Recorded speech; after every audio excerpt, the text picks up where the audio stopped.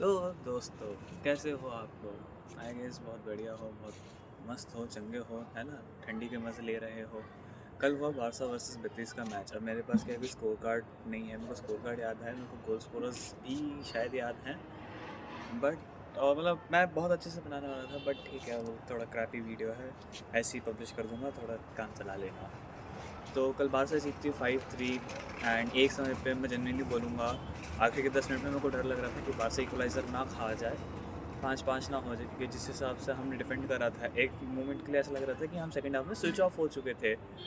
अगर आप एक्सजी जाके देखोगे तो 2.99 की एक्सजी बनी थी, जिसमें हमने 5 गोल स्कोर करे थे। और अगर आप फर्स्ट हाफ देखोगे तो 0.99 की समथिंग एक्सजी थी। मतलब एक एक्सजी भी नहीं हुई थी जब हमारे 4 गोल पड़ चुके थे। तो जेन्युइनली अगर 4 गोल बारसा एक एक्सजी के अंदर मार सकती है, तो मेरे मानने की 3 एक्सजी पे तो हमको 9 9 से 10 गोल आराम से ठुक रहे थे। कहीं नहीं गए थे आपके 9-10 गोल बेटिस के अगेंस्ट। बट समझ नहीं आया कि ये गलती कहाँ हुई, बारसा ने क्या करा। बारसा कहाँ स्विच ऑफ हुई। मेरे को रूनी का बहुत अच्छा गेम लगा, रूनी बरदाजी का। लोग अंडर अप्रिशिएट कर रहे हैं, बट जो उसका पावर शॉट था राइट फुट से, डैम भाई। लेग लेफ्ट फुटेड होने के बाद भी राइट फुट से एक कीपर के नियर पोस्ट मार देना ना, that's very tough goal to score.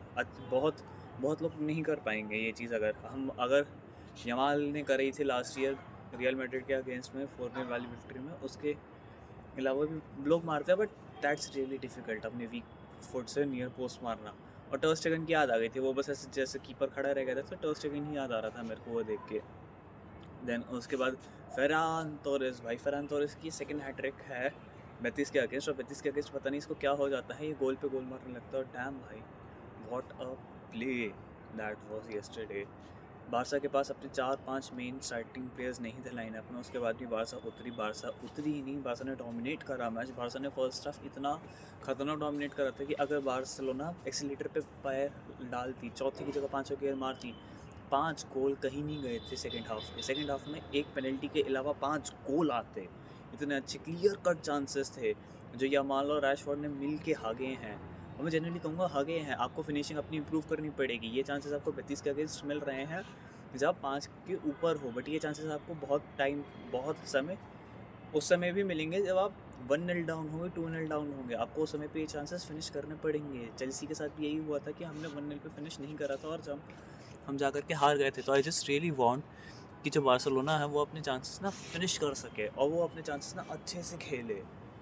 Barcelona जो स्ट्रक्चर मेंटेन कर रही थी, आई वांट कि हाईलाइन जो है वो थोड़ी सी हम 10-1 यार्ड पीछे खींच के रखे, क्योंकि हमारे डिफेंडर्स नहीं है उतने, उनके पास स्पेस नहीं है कि वो कवर कर सकेंगे।